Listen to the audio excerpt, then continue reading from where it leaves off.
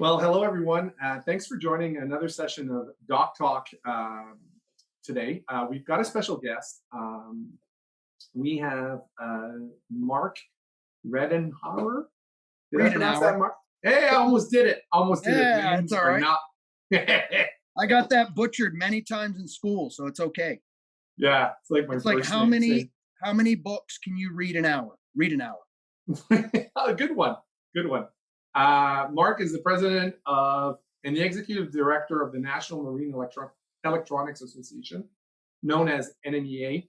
And for all of us here that are boaters, NMEA is basically an organization. We'll talk about it a little bit later, but basically about internet working all the different devices that we have on our boat and making the standards so that we can all play nice. That's certainly one of their roles that we deal with here every day at PYS. Um, so basically, at the end of the day, NMEA exists to assist all boaters, recreational and even commercial, of providing technical and non-technical, enhancing safety on the water, providing a better experience through integration by using marine electronics. Most common one would be integrating a GPS with a VHF radio, for example, right? So that your VHF radio can have DSC functionality. Mark started in the marine industry in 1999 and has established a wide range of contacts and connections across the globe. Being in the industry is, obviously a way for us to meet a lot of interesting people that share our passion for boating. Mark is a power boater. And prior to joining the NMEA in 2015, he was working with Airmar, which are the transducers and also the weather stations that are pretty popular out there that many different manufacturers use on their boats. And then he also worked for North Star GPS. Welcome, Mark, to Doc Talk today. Thanks for Yeah, being here.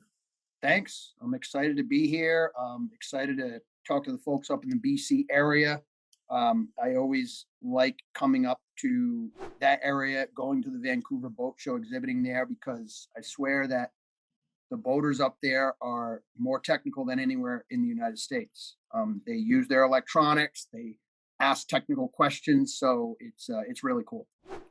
Yeah, I mean, there's a subset of boaters. I think they're everywhere. They're geeky, right? And Yeah, especially you leave the harbor and you're willing to go further afield. And the further afield you go from home, and certainly, some of us go not all the quite as to Alaska, but up north, and sure. you're 1,000, 2,000 nautical miles away from home, and even 500 nautical miles away from home is pretty far from home. So you're right. Absolutely. A lot of us do geek out and I'm trying to understand our systems naturally, and so NMEA is a big part of that, especially with regards to not only navigation, but certainly navigation is where most people are probably familiar with NMEA. So give the listeners that are joining us here today a little bit of context as to sort of the mission of the National Marine Electronics Association as it relates to recreational and boaters. Yeah, so the NMEA, just a little history. We were about 60-year-old association, and really was formed as a way that manufacturers and installing dealers of marine electronics like yourself, Jeff, could sort of talk to each other and communicate better. So as time went on, back in the 1980s, there was a need for an organization like NMEA to send LORAN data to like an autopilot. And that was kind of the genesis of NMEA standards, in which NMEA 0180 was formed. And it was like a couple data sentences that sent LORAN C information to an autopilot so that the boats would steer in a straight line. And that was sort of the start of how NMEA got involved in standards. And fast forward about 10 or 15 years, and NMEA then started having a marine electronics conference each year, where industry experts get together to network, to share ideas, learn, etc. Manufacturers come in to present new products, etc. In a expo hall fashion. And then NMEA also started to do marine electronics installer training. So some of your technicians, yourself as well, have attended installer training for NMEA, and we typically are in the BC area once a year. And we're also doing online or virtual because of the pandemic. So that's kind of been a silver lining. But yeah, really I kind of break NMEA into like a pie of four.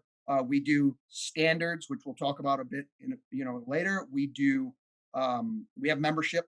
We have members like Pacific Yacht, many others in your area. We have large manufacturer members to small one-man installers. Mm. Um, we do standards and we do a conference each year. So those are really the four things that NMEA does. And the main mission, like you opened up with, Jeff, is safety for the boater, be it a commercial ship or waiting to go into the port of Vancouver because there's NMEA data running all through that ship, or a small sailboat, small powerboat, medium size, you name it. Yeah. It's worth as context for the listeners out there, the magic of interconnection between different vendors, the way that different vendors can play nice together. And it's been going on for a while now. Started with 0183, our sort of precursor. You said 0180. Is that what you said? 0180 started in Yeah. 1980, Yeah. and So then 0183 was 1983. yeah. And if you don't have that network on your boat, it's probably unlikely. And if you don't, it might be a missed opportunity more than it's a feature, right? All Correct. too often, many devices on boats are lacking interconnection that is valuable. Like for instance, Sure. something as valuable as we talked about having a GPS sensor connected to VHF radio, or it could be your autopilot sending a Hemming sensor to your chart plot.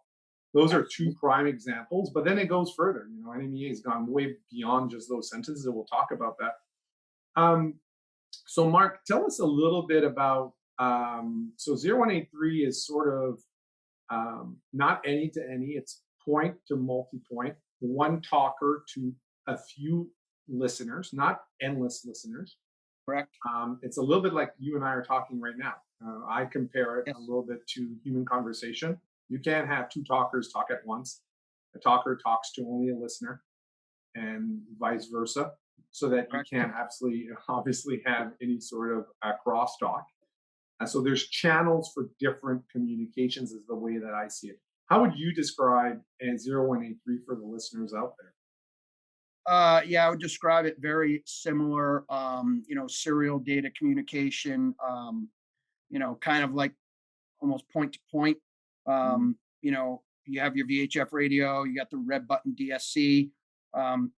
Most likely that's coming in via NME 0183 from a GPS source on the boat. Some newer VHF radios use NEMA 2000 for DSC, but I'd say most of them are using NEMA 0183. Years ago, before the other standards came out, NEMA 0183 was very prolific in the recreational market. These days, you've seen it as well. It's kind of dropping off, and other standards are picking up. But in the commercial world, which they're like slower to adopt change, they're going to go with what works, right? NMEA 0183 is huge. It's Yeah. used very, very widely. Yeah. And we don't really see that changing much overnight, No, that makes sense. I mean, by the way, for all of us listeners out there, boaters, I can tell you, having done some pretty intense NMEA 0183 integrations, using a lot of products from ActiSense, which we did a podcast as well. Oh, yes. I heard Phil came on. That's great. Yeah, we did that as well. The concept of needing multiplexers, you can start having, there's all these different challenges with 0183, especially when you want to have multiple devices interconnected to a single device. And how do you have so many things speak at once without obviously having crosstalk or talking to one another? 0183, I think, for me, it was even a little bit humbling, even with a networking background. You sort of had to draw it out. You had to be very thorough. You had to get the right color codes. Listeners only can be connected to talkers and vice versa. And that's a problem right there. And there's no mandated color codes for NMEA 0183. So It's You know, tough. you really got to read the manuals. Yeah, it's tough. You don't want to be distracted when you do 0183. I mean, you can be, but it's going to be frustrating and it's not going to work. Been there, done that. So Yeah, the good thing is, you know, if you know if you're dealing with a two-wire system with NMEA 0183 and it doesn't work, just swap the wires. You're not going to blow anything up. Don't yeah, swap and power that's wires, swap the data wires. yeah, good point. Good point. By the way, also for a note, is that sometimes the polarity is wrong, right? So Yep. you got to make sure that a talker not only talks to a listener, but the listener positive wires are connected together and the negative, because the channel needs to have two wires for the communication, just one way. So if you're going to have literally, bi-directional communication, you're going to have potentially four wires or maybe three if there's a common, Mhm. depending again on how the manufacturer decided to, implement. Sometimes I've seen the ground being common on many, and Yep. then the positive being sort of, one to one. But Mhm. yeah, it's something you have to draw out. It's something you have to think about. And if you're going to do it on your boat, my suggestion is to keep the diagram handy, because if Sure. ever you're going to revisit it later, you're probably going to forget, like I did, what's all the magic that you did to make this Yeah. integration work. Now, NMEA 0183 is not plug and play. no, definitely not. Definitely not. Definitely worth doing, by the way. Yep. There are benefits, and even today, even when we do brand new electronics, it's not all NMEA 2000. Correct. So let's talk a little bit about NMEA 2000 and its place today. Give a little bit of background for the listeners out there as to what does NMEA 2000 do for an everyday voter today. Yeah. So NMEA 2000, you know, was conceived in about the late 90s. Um, First edition of the standard was released in right around 2000, maybe 2001. And essentially, it is CAN data, control area network. And that's used in many different industries, automotive, you know, mechanical, you name it. It's used very, very widely because you know, it's guaranteed that the data is going to get there. So mission critical data, the way that, and I'm not going to get really technical here, but the way that the data is structured within control area network, it has priority. So certain very important messages will guarantee to get through.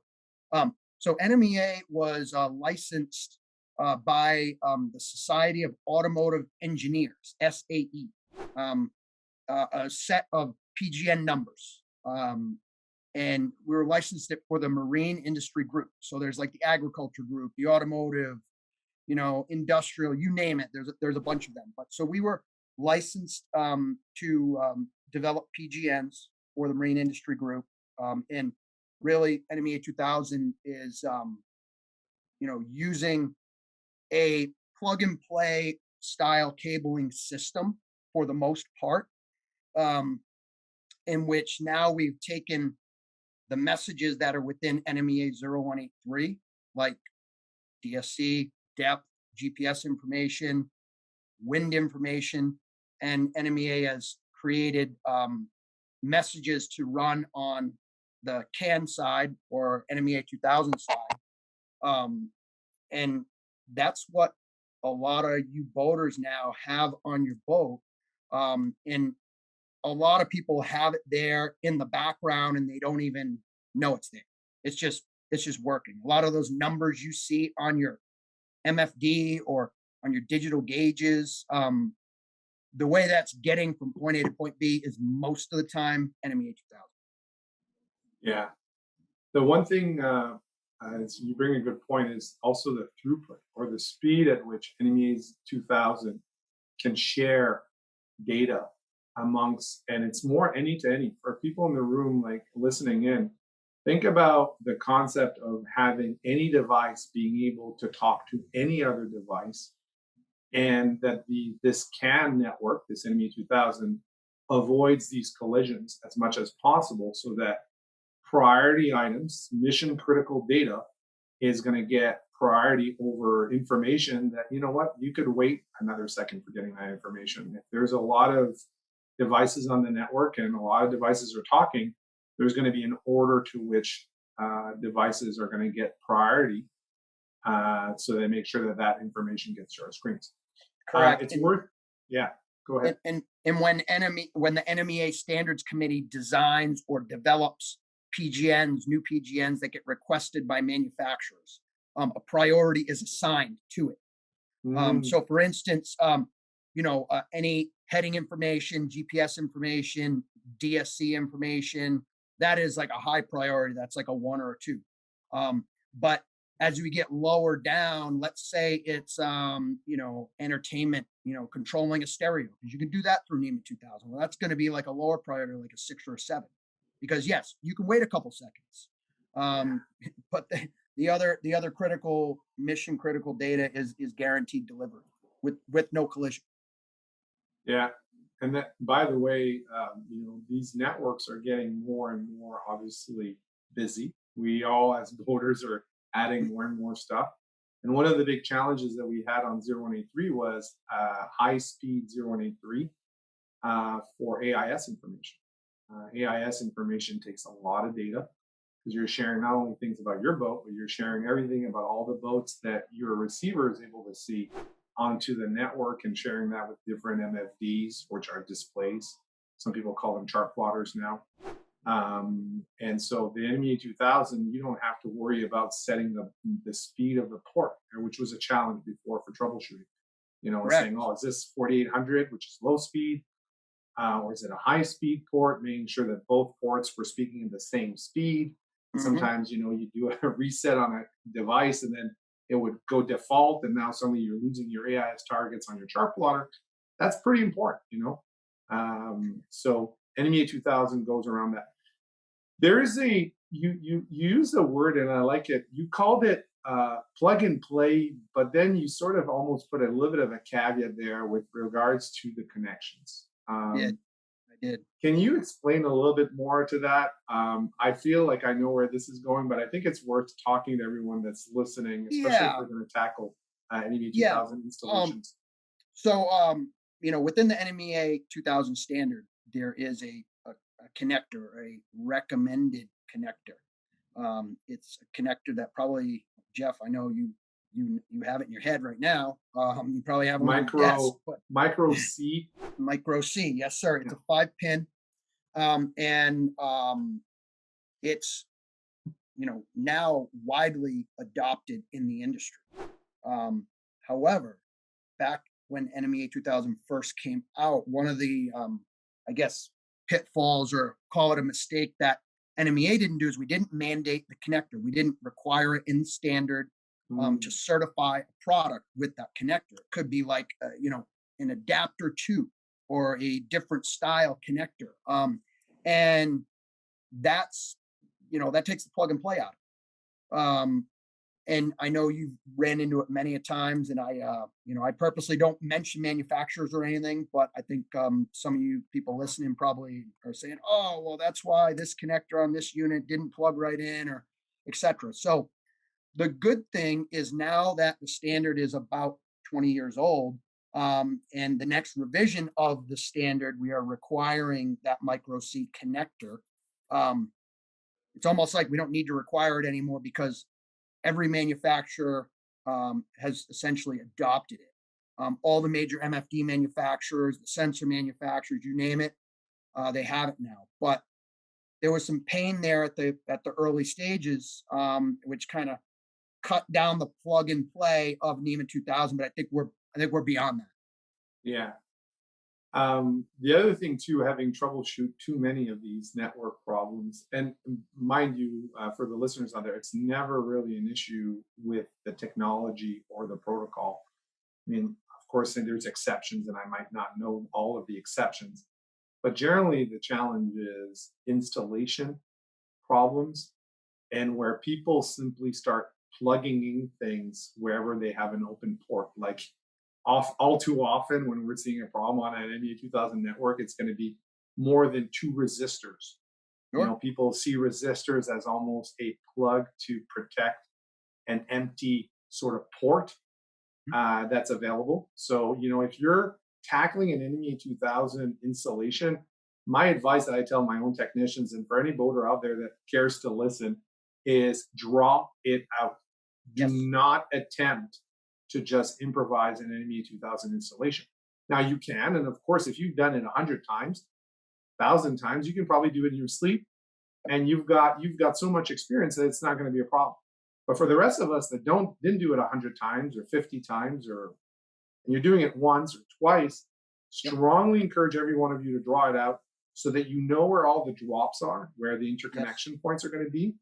Because sometimes you're hiding them for reasons that maybe for scaling later on. So you remember that, oh yeah, I gave a drop in the engine or engine bay, or I gave a drop at the chart table, even though I wasn't going to use it today, but I might later on. Sure. And making sure that those resistors, you don't have more than two at either end of the backbone. Yes. That's something that we see all too often, people just plugging them in. Any other sort of tidbits on your side, advice on problems that you've seen that boaters can try to avoid when they're tackling an NMEA 2000 installation on their own boat? Yeah, I mean, Jeff, you hit it with the with drawing it out. I mean, even if it's on a cocktail napkin or a chicken scratch drawing, it doesn't Hmm. matter. We do training on NMEA 2000, and we'll be hopefully doing that in the March timeframe in the Vancouver area. And we have technical boaters come into the trainings. We have, some of your employees come in. We may have, boat builders come in. We may have, survey people, but we're seeing a good amount of technical boaters that are attending our trainings, which we welcome. We're happy to show them the best industry practices. Um, but with the Terminator thing, yeah, they make dust caps, and they're about half the size of a Terminator. The Terminators are going to be about the size of your pinky, but a dust cap's just a little cap. And yeah, people have been fooled by that many a times.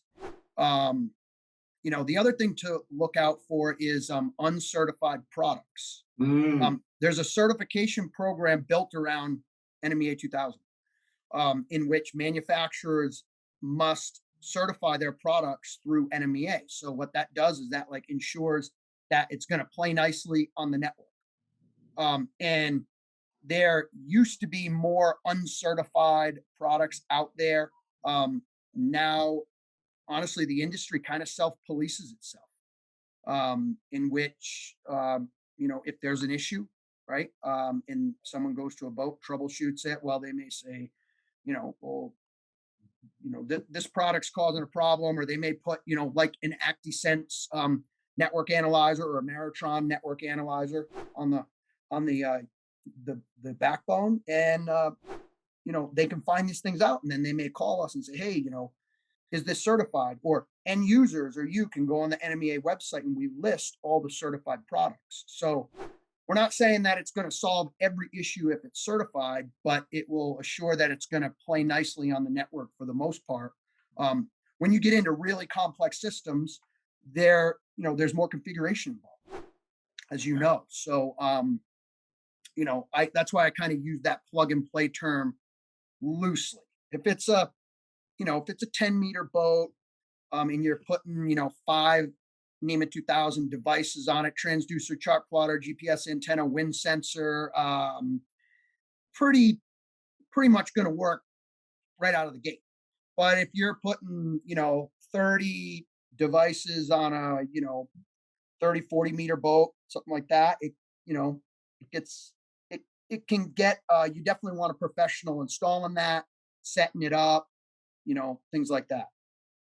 Yeah, I have to say the only echoing a little bit what you said, the only time I've ever seen an NE 2000 network crash was a non-certified NME 2000 product that again, they're not intentionally doing this, but Correct. sometimes things happen, Yep. without naming a manufacturer, they made a mistake and it was causing the network to not behave properly. Sure. It's time consuming to isolate, right? Because you got to Yes. start, it does take some time to isolate that, figure what it is. You take it off the network once you pretty much figure out that that's the culprit. Mhm. And then, yeah, exactly that. Then we reached out to the manufacturer, and everybody wants their product to work and play nice with Correct. NME 2000 because it's in everyone's interest for us to all share all this data that's out Yep. there. to make navigation and even systems, because it's outside of navigation too. Those NMEA 2000 sentences now are Oh, even, I'm seeing inverter chargers. Natrax is going to be having yes, NMEA 2000 enabled chargers, and that has nothing to yes. do with navigation now. That's Yeah, integration of the basically, whole boat, really. yeah. It's in years ago, I mean, NMEA 2000, like I said, was an extension of NMEA 0183. It was for GPS and depth and wind, heading, basic navigation functions. And the standard has grown way beyond what the forefathers had anticipated. And Jeff, you nailed it right there with battery charging information. We now have water maker Mm, control and status through NEMA 2000. We have anchor windlass. We have bow thrusters. So there's PGNs or messages that manufacturers will come to NMEA and say, hey, we love the way that the NMEA 2000 standard works. We know that all the MFD manufacturers have adopted it. And now that the MFD, I call it, is like the command center of the boat, right? They want to do everything from the MFD. So the avenue to do that is through NEMA 2000. I mean, you want engine information. Well, there's an engine gateway that Honda makes or that Yamaha makes, right? And that will bring that information right up onto your screen. So it just goes on and on. And we're going to be coming out with a suite of lighting control and status messages. So not just not just to turn lights on or off, because we could do that a while ago with NEMA yeah. 2000, but this is fading, dimming, changing colors of lights either above water or underwater. Um, really, it's sort of becoming like anything on the boat that you can either turn on or off, or you can get numerical data from, is where NMEA 2000 comes in. But Yeah. there's limitations. Oh, certainly. So, just for everyone listening too, I think it's worth, and this is to me when I remember getting really excited about NE 2000, 15, 18 years ago when I first started doing it or Yep. hearing about it, is this concept of, and this is key, everyone, this is really key, is that you can actually snake this cable throughout the boat in the areas that are more like, and you don't have to go to every, I mean, you're going to go to every device that you want to connect to, but remember, it's one backbone. It's almost like a centipede. It's a Hmm. long cable potentially, and you could go from flybridge, you can go to lower helm, you can go to the cabins, you can go back to the engine room. Up the We've done it on, mast. yeah, and then the beauty is once that cable is routed, which of course, as we all know, is never easy on a boat, takes way more time than we care to remember.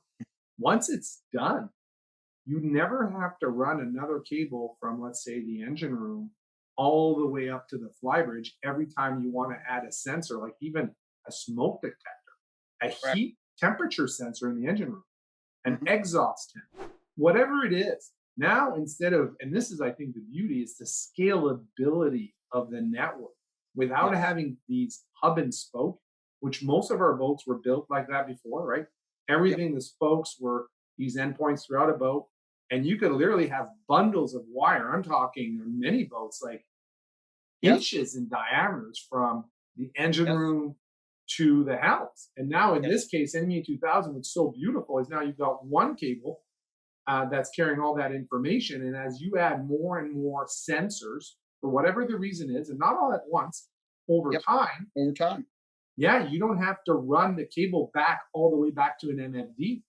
It's Yep. already done. And I think that to me is really where when I'm explaining it to voters, that's really the plug and play. Is once you've got your backbone relatively well balanced, Yep. right? You've got good power, you've sized it for the number of anticipated devices that are going to come on board within a Yep. reason, giving yourself a buffer.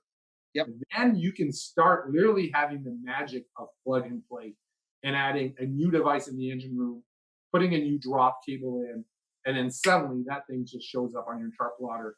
That's maybe Absolutely. 30 feet away, but 30 feet on a boat can take a long time to route a cable. And most of us just give up. We're like, you know Yep. what? I'd like that sensor, but I can't spend 4 hours to run that cable again. I just Yep. can't. Yeah. I think that's And the beauty of the protocol is the scalability of NMEA 2000. I agree. And the other thing is a lot of these sensors, NMEA 2000 carries 12 volts through the wire as well. So a lot of these sensors, I call them, can just get Mm, power off the network. that's a Um, great point, Mark. so you don't have to, like a smart transducer. You don't have to run a power wire to it. It just gets power from the network, or a weather antenna or GPS antenna. It's just going to get power from the network. Now, a large MFD, right? That speaks NEMA 2000. It can't get power from the network. It needs its own power. However, like a smaller sailing instrument, Yeah. right? They can get power from the network. So, if you wanted to add one up in the, lazarette, or, somewhere way up forward in the forward berth or something, you could tap into the network there. And we're seeing a lot of boat builders pre-wire the boats before they put the top on. They're pre-wiring with all the other wires in the boat, a NEMA 2000 backbone. So it's saving weight, and you hit it right there, Jeff. I mean, how much does that much cable weigh throughout the boat? If it's a racing sailboat or something, weight's key. So Mhm. it definitely saves weight. It saves labor, on the Space. boat builder side, space, saves your installers time, Oh, massive. Massive. which is going to save you boaters money in the end. Oh, huge, huge. Yep. Yeah, NMEA 2000 is this. It's definitely a really well matured. I mean, whenever we're doing an install, and if we're going far. We're going from one end of the boat to the other. Yep. Sometimes, and I might be installing a non-NMEA 2000 transducer in the engine room because not all transducers are NMEA 2000. Correct. Most of them aren't nowadays, but there are some. Like I do have an Airmar transducer on my sailboat that's NMEA 2000. I've got the Sure. DST 810, Yep. and it's exactly what you're talking about. It's powered and it shares its data over NMEA 2000. Yep. We're certainly going to be running NMEA 2000 cabling whenever the opportunity, regardless if there's a need or not today, because the most expensive thing on a boat is the time it takes. Either your own time, which means you're not doing something else, or you're Yep. paying someone like us to do it. And Yep. there's no better, run that cable. If Sure. any one of you are doing anything from A to B on a boat, do it in sections. If and Yep. your boat's maybe bigger, it's 50, 60 feet, and every run is painful, an engine room run to maybe the salon is painful, again, put it up, visualize where you're going to go one day with your NME 2000 Yep. and do it maybe over a year or two. Build the cable. Okay, now that cable's in place. That cable's in place. And then one day join it all together. And now you've got this magic where every time you add a device far, far away, it's showing at the other end of the boat. Yeah. That feels good. As a boater, It's you're like, that's a win. Yeah. Yeah, it's awesome. Yeah. Awesome. So a lot of people on the internet are talking about, we see that a lot on our YouTube forums. People are saying, well, okay, so I can share a bunch of information on NEA 2000, right? So you mentioned GPS, you can autopilot information, strip down depth as a number, not as a sounder, not an image correct. profile, AIS, Yep. all these sensors, controlling of different devices. Yep. But where NMEA 2000 isn't going to be able to help us is sharing high data things. So for me, what that means is video imagery. So it could be a Yes. camera. NMEA Yep. 2000 is not able to Can't do it. handle literally video content. Correct. Another example might be radar imaging, right? You're Correct. not going to be Can't do it. connecting or sharing radar imagery with another chart plotter over NMEA 2000. Yep. Another one would be chart plotter to chart plotter, Correct. sharing information from one chart plotter to another. So, can you tell us a little bit about, because there's a lot of talk on the internet about OneNet, Mhm. and how that plays in part and compares to where NMEA 2000 sort of ends, and maybe potentially also the overlap. Maybe you can Yeah. talk a little bit about that, Mark, please. Yeah. So OneNet is NMEA's newest standard. It was released earlier this year or later last year. There are no OneNet products that you boaters can buy yet, but I will say that many manufacturers have already purchased the standard, are digesting the standard, understanding it, and will start to develop products to the OneNet standard. So I would call OneNet an extension of NEMA 2000. It's based off IPv6 Ethernet protocol. So we were approached. This is going back about 10 years now. By some manufacturers who just said what you just said, Jeff, is that, well, we know there's limitations with NMEA 2000. It's great for getting numerical data around the ship, around the boat, but we can't send video or anything like that. And so as time went on, you started seeing NavNet come out, right? Mhm. Or Garmin has their network. All the major manufacturers, MFDs and things, they use Ethernet, but they're using it in their own proprietary manner, which is fine. But NMEA came in and said, well, what if we could develop a standard that utilized a lot of, I'll call it off the shelf video and Ethernet protocols, and then we're able to customize it a bit to send NMEA 2000 data in a standard manner over that Ethernet port as well, along with video from a camera or radar or anything like that. So that was really the genesis of OneNet. The OneNet standards committee's probably been working on that standard, I'd say, for a good 8 to 10 years. Yeah. And we're really close. We are now working on a certification tool which will certify OneNet products just like we certify NMEA 2000 products. Yeah, it's the end game. It's almost like that auto mall concept, right? Yes, It sounds crazy why you would want to have your competition right beside you and right this on the left and on the right. It's like a boat show. It's the same thing, but there are advantages to playing nice in the world, and eventually, most people realize that the disadvantage that they might have feared are actually potentially advantages. But it takes time. it You know, will. it takes time. Some of us are a little bit more impatient than others. I think that the Enemy 2000 certainly brings us so close in terms It of the does. things that we really need. Does. The OneNet is going to be really powerful when we get it. But in the meantime, it's not like all these systems can't communicate. They just can't communicate over a few things. Proprietary sounders, for example, Correct. the imaging that comes from a sounder from that black box or the chart plotter can't be shared amongst different manufacturers. So there's a few things that as a boater we have to choose. You always have to marry your chart plotter and your radar Yep. from one manufacturer. You can't say I want a Faruna radar, but I want a different Correct. MFD to see the radar imaging. That you Correct. can't do today. Correct.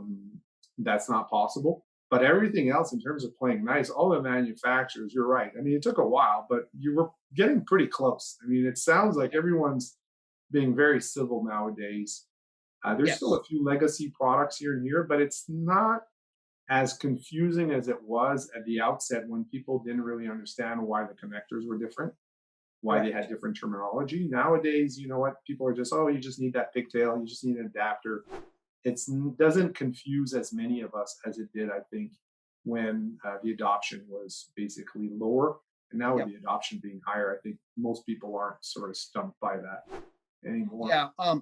You know, I I I think you hit it right on the head, Jeff, is you know, they could think you people might think we're crazy here saying that maybe in 10 years you may be able to have a Bruno radar talking to a Garmin display and have that image there.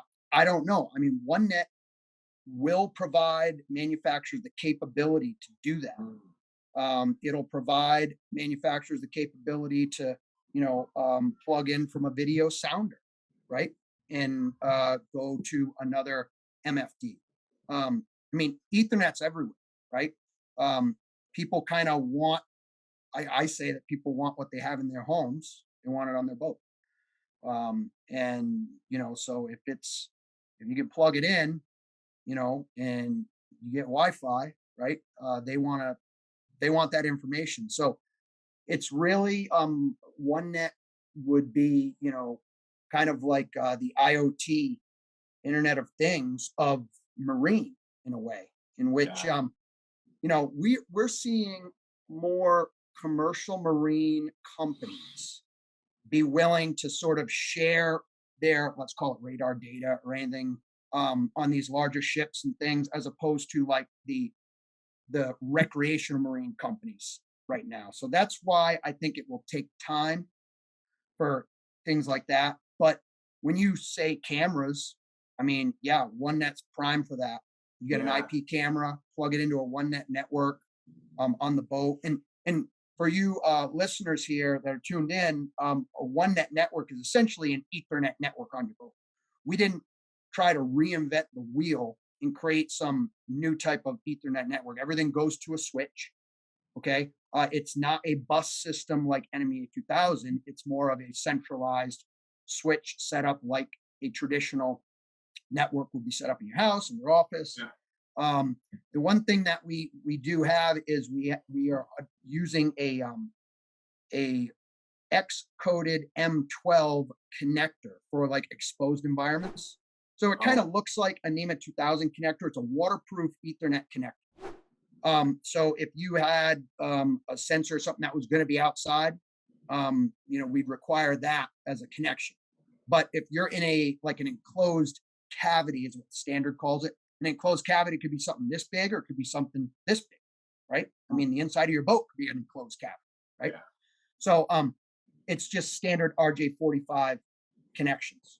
So the capability for OneNet to be adapted into existing switches and things exists, as opposed to having to buy a special OneNet switch, for instance. I Yeah. know manufacturers will come out with OneNet switches over time, but a standard, you know, middle to high end, call it Cisco switch or something like that, essentially would work with OneNet. Yeah. We see that too with Linksys and all those other things. Yeah, Yeah. Right. It, as part of the journey of sort of making your boat better is education.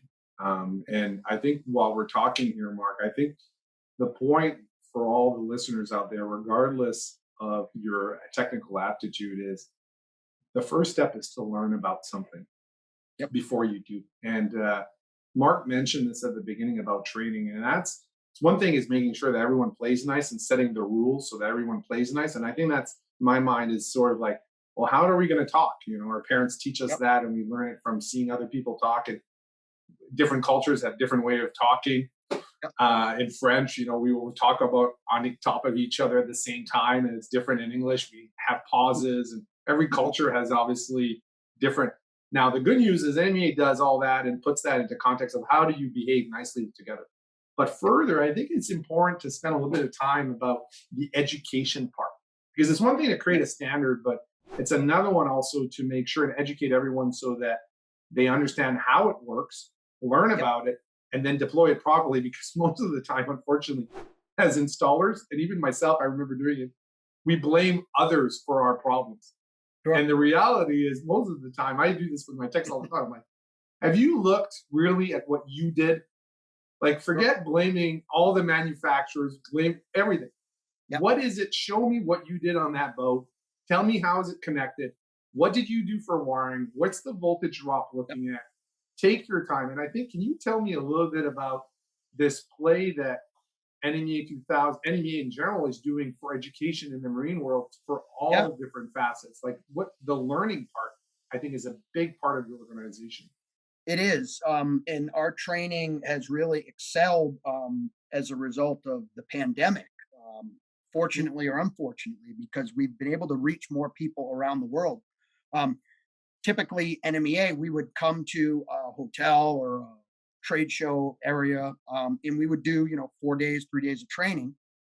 In order to get a certification, you had to come there and do it. Like we'd come to Vancouver or we'd go to Miami or wherever. But it was typically, once or twice a year in Canada, and maybe 7 or 8 times in the States. Now we offer our training virtually, as well as in person. And for NEMA 2000, I mean, we have two installer classes on NEMA 2000. One of them is our basic installer, and one of them is our advanced installer. And if we rewound 15 years ago, um, we'd be saying, "Oh, we're going to be coming out with a training class on this new standard, NMEA 2000." Well, if we fast forward, I'd say 5 years, um, you're probably going to see a OneNet training class as well, Mhm. because OneNet will eventually, become more prolific. And we really invite the boaters, the technical boaters. We're seeing a lot more of them come to our trainings, and Right. because there's a lot of DIY people out there. And years ago, people would say, "Oh, why are they doing this?" And they should be calling someone. Well, a lot of people, that's their hobby, so we welcome it, and we want to give them the tools to do it right, to show them how to lay a network out, like you were talking, Jeff. And then if they want a little more, they can take an advanced 2000 class. That's like an in-person class only, and the reason for that is there's a lot of hands-on equipment. We basically Great. lay a whole network of all the manufacturers' products, gateways, computer gateways, displays, sensors, etc. So if you listeners are technical and really want to get your hands dirty, I'd invite you guys to take our basic and the advanced NEMA 2000 trainings. And it's I'd say we've trained several thousand right now over the last couple of years. And for Wow. a small industry, the marine electronics industry is not huge. That's a pretty good feat. And I tell you, when we come up to the Vancouver area, the trainings do very well. Yeah, I can't, for the listeners out there again, of course, you've got a single chart plotter, maybe a couple sensors. Oh, maybe it doesn't make sense, but maybe it does if it's really important to you, right? So Yes, the question is, being sort of, and I mean, we're in the business of being paid and invited by voters to do work. But the yep, flip side is, I can't be on a boat when it's far away from the berth, from home. Sometimes as a boater, you're going to be, far away from home. You may be 100 nautical miles, you might be 50, and even yep. 20 is not drivable. You're on an Sure. island. You're, They're and out of there's cell something to range be, at that point. yeah, yeah. And I think what I like about what NE does in those training courses is, you know, owning a boat is more than just having fun on a boat. Of course, the fun Yes, part is what drives us to be out there, spending quality time with family, friends, loved ones, whatever it is. And this is on the recreational market. Other people use their boats for actually, making a living sure. and it's business. Yep, But there's also a part of it, I think, of understanding how the magic happens. How does all your chart plotters, how do all of these things interconnect? Where are all the yep, sensors coming from? How does your engine integrate to your chart yep, plotter? Where is that sure, coming? Like all of that, we are becoming more and more dependent on all that information to make good decisions or better informed decisions. sure. And I think I certainly encourage all the boaters, even if you're, not, it doesn't, you don't need to make a career out of it. But if you've got a substantial amount of NMEA 2000 information on your boat that's interconnected, and that Yep, interconnection or interconnectivity is important to you, then taking at least the basic to yes, be able to talk the lingo and for understanding sure. what's what is a great way to feel empowered as a It boater. is. Great. It is Yeah. absolutely, and we're seeing a lot of that. Retired folks that are just retiring. They're cashing in some 401k. They got a boat. They're going to do a big cruise somewhere, right? Well, they're taking our classes, some of them, because when they're offshore or something breaks, they want to at least you know have an idea of how to fix it. Like I say, a boat's a wireless device. It's just a giant wireless device floating around in the ocean. Mm. Um, so there's it goes well beyond Enemy 2000, as we know. It's some of the safety aspects like EPIRBs, like making sure the batteries are good in your EPIRBs, or the DSE thing, or putting a cell phone booster on, or having a sat phone. I mean, there's just so many aspects of it that sometimes go unnoticed. Yeah, and the other thing too that it's worth considering as well is beyond the interconnectivity play. I remember taking the courses myself years ago. Yep. There NMEA talks about placement of antennas. Yes. Spatial distances. where should antennas be placed? What are the distances? What type of connector you should use for different types of antennas? Yep. All, and now obviously this is not the most sophisticated, in-depth, but it's kind of the Cole's note. In 2, 3 days, you're going to get some information so that you don't go out there and make a lot of mistakes that are easily avoidable. Yep. And we've sent tons of our technicians to those classes. I also, like you said, Mark, I've seen boaters out there actually taking them. And I would encourage all of you to check out the NMEA organization for courses in your area. They're both remote and local, of course, but it could be way beyond interconnectivity. It could just be Mm. simply good practices for installing anything related to electronics on your boat. Yeah.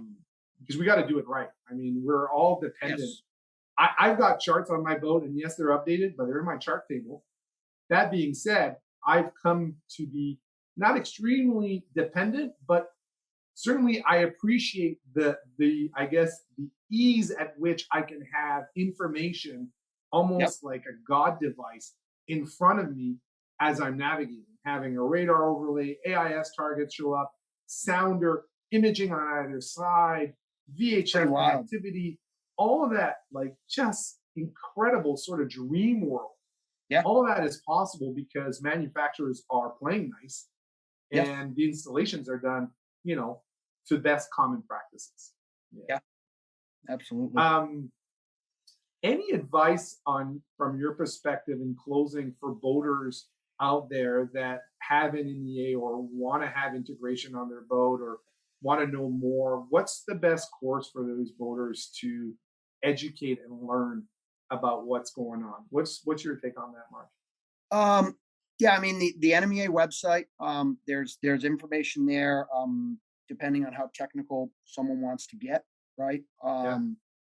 We um, we have online courses that boaters can take that wouldn't really certify you, but it would give you the knowledge and the information as like a quiz at the end. So our basic installer courses can be taken by a boater who may not care about certification, just wants the knowledge. So Mm. that's another one. And you know, go to boat shows, talk to people like you, Jeff. Talk to your local outfitter. You know, go to your yacht club seminars. There's always presentation things going on at those things to enhance safety. Because at the end of the day, I mean, your livelihood, my livelihood is based on, you know, boaters like you listeners being happy and getting on your boat on a Saturday morning and turning everything on with the kids and having things work. You have a vacation scheduled and you're leaving to go, up north in the Vancouver Islands or something, and things don't work, well, you're not going to be happy. So we really want to do our best to educate and make sure that the installers are doing the right thing and the Yeah, boater knows. that's huge. I think it's worth reiterating. I always say to people, if your installer hasn't taken an NMEA course and and he says that he's really good at doing electronics, Hmm. you got to ask yourself why. I mean, of course, it's possible. There's exception to all the rules, but Sure. and, I always, big fan. Those bars are not too high to meet. Those courses from ABYC, NMEA, they're sending us. You're not a god or an expert of experts because you passed Yeah. that course. Correct.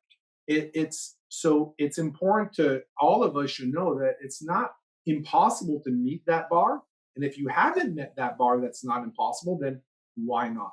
Yeah. And Great. and all of us as boaters should ask ourselves when we have someone coming on our boat is, do they know what they're doing? And I think the standards and the education and the certification of that is a good way for us to go, okay, they've got at least a benchmark.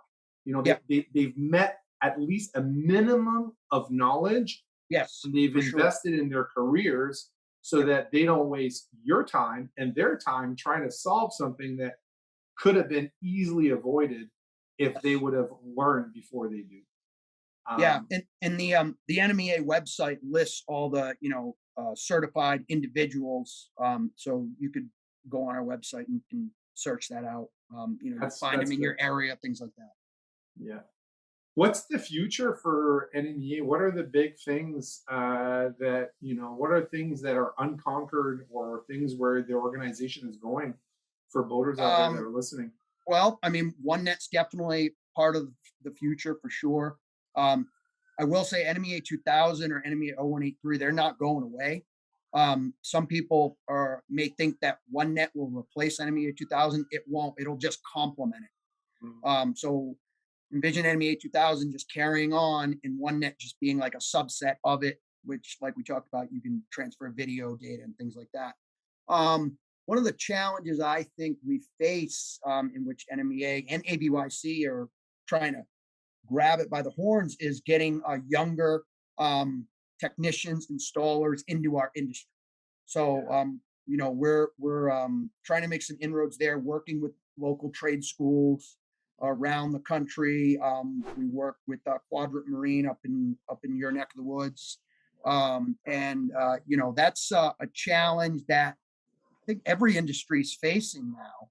And with the smartphone, or the computer, some people don't want to really work with their hands much, but just exposing them to this really cool industry that we're in. I mean, I love it. I wish I was out crawling around boats like you guys are. I'm not, unfortunately, anymore. But you know, I'm happy Yeah, to.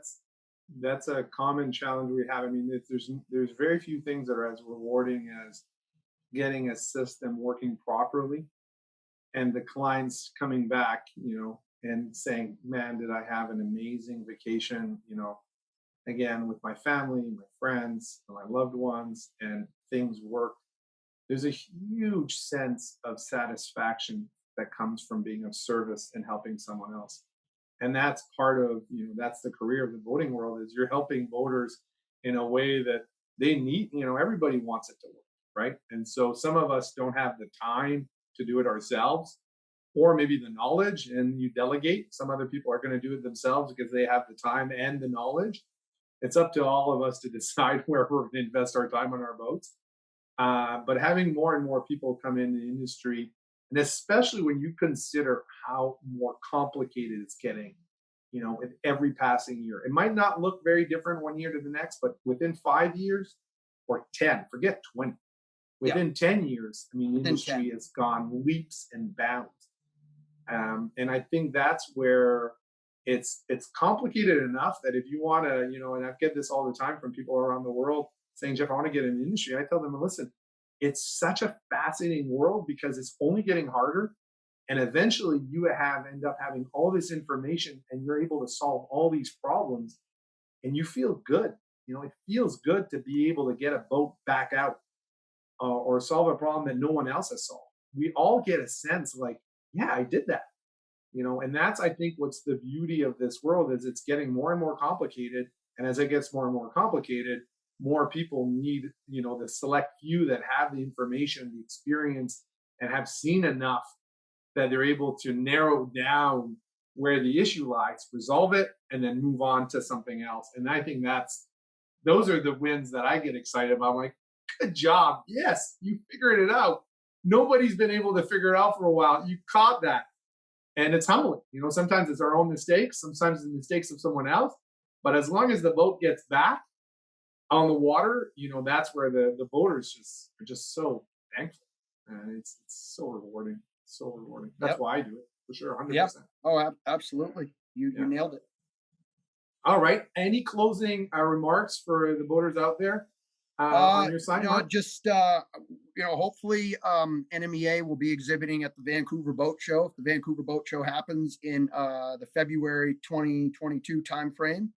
Yeah. So for those of you guys that are out there, pop in. I'm sort of near where you are, Jeff, a little bit down the way across. So and NMEA may be doing a presentation on OneNet up there during that time frame. Oh, So really? That'd be cool. who knows? And again, we will be up in the BC area uh, in the, I would say, March timeframe to do 4 days of training in person. And if anyone else wants to get trained before then, after them, we do them virtually each month or every other month. And it's the same material, same everything that would be in a classroom. We let people ask questions. It's not like you're going on a webinar and you're muted the whole time. We get 20, 30 people on a webinar, and we unmute the mics. We let people, say, hey, if you need to, interrupt the instructor and ask a question, go right ahead. And if we run into audio issues, we mute everybody. But it's not just a webinar. It's more of we try to make it interactive. So Interactive. yeah. So yeah, that's what I'd say. I mean, if anyone has any questions or anything, they can reach out to me. My contact information's on the NMEA website. Jeff, by all means, send them my way. And hopefully see you guys in a couple months. Yeah. So for all the listeners out there, if you're ever wondering in the magic of how all our navigation systems and all those things work together, just think NMEA, by the way. Manufacturers playing nice. I want to thank you everyone for joining in here today and sharing our passion for marine electronics. And stay safe on the water, and we'll see you next time. Thanks for watching. Stay safe, everybody. Thank you. Thanks. Take care. Bye-bye.